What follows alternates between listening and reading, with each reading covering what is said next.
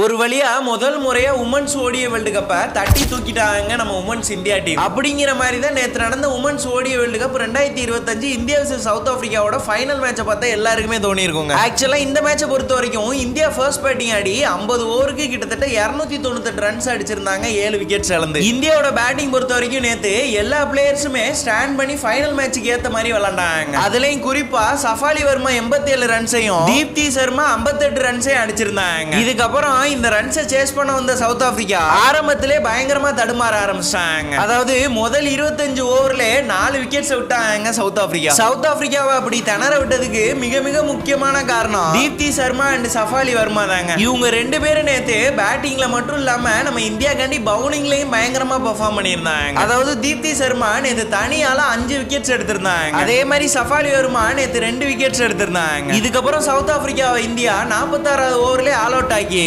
பயங்கரமா இந்த மேட்சை வின் பண்ணி ஃபர்ஸ்ட் டைம் ஓடிய வேர்ல்டு கப்பையும் தூக்கிட்டாங்க நம்ம இந்தியா.